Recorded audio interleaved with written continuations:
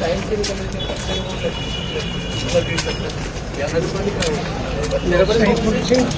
काफी पुराना पुलिस अधीक्षक पैदल आए हैं। दुकानदार बात कर रहे हैं।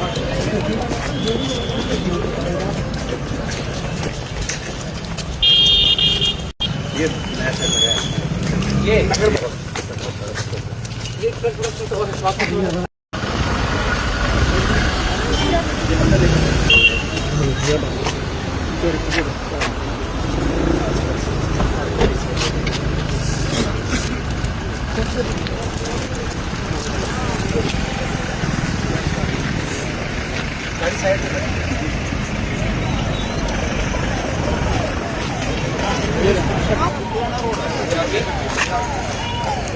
ये पानी भरा बंद कर दिया, सारा तरीके बंद कर दिया।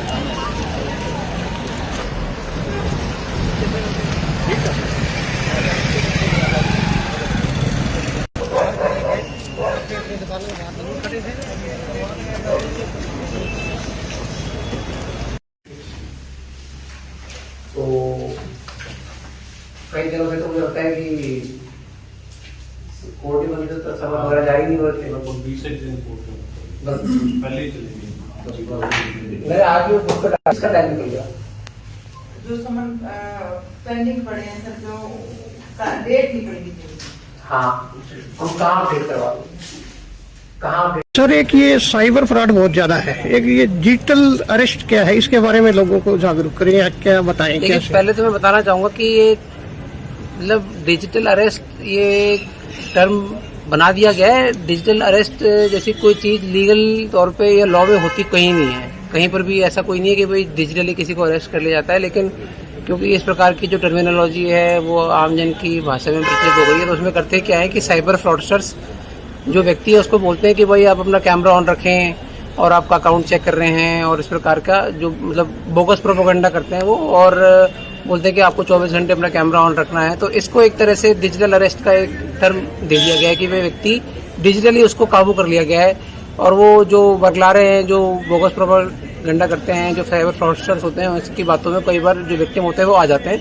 और ये कुछ लोगों के साथ में हुआ, तो इसको एक डिजिटल अरेस्ट नाम का एक टर्मिनोलॉजी दे दिया गया। लेकिन मैं आपके माध्यम से बताना चाहूँगा कि कानून में डिजिटल अरेस्ट का कोई किसी प्रकार का प्रावधान नहीं है।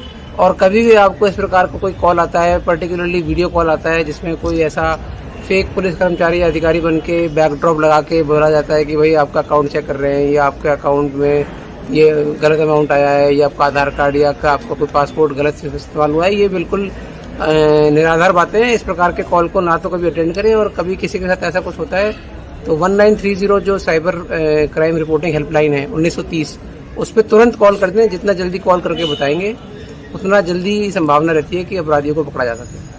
सर, नशे पर पुलिस बेहतर काम कर रही है, और इस पर क्या कदम उठाए जा सकते हैं? जैसे काफी नशा भी चल रहा है, बिक रहा है, उस पर क्या?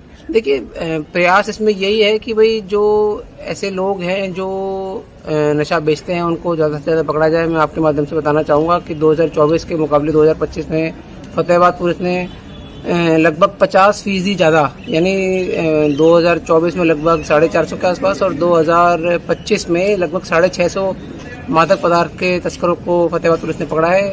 45 वाणिज्यिक मात्रा के अभियोग फतेहाबाद पुलिस ने 2025 में दर्ज किए हैं, जो कि पूरे हरियाणा में सबसे ज्यादा है।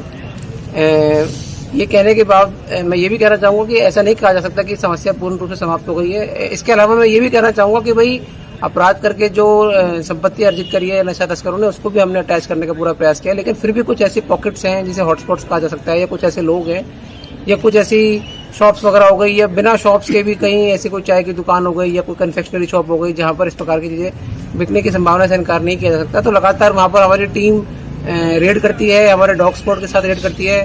फतेहाबाद पुलिस में नए जवान भी पूरे, जैसे आपको पता है कि 5000 जवान हरियाणा पुलिस में भर्ती हुए हैं, तो उनको भी इस चीजों में रेड करने के लिए लगाया गया है। और आम जन से भी मेरा आह्वान रहेगा कि अगर आपके पास ऐसी कोई इन्फॉर्मेशन आती है तो बताएं भी,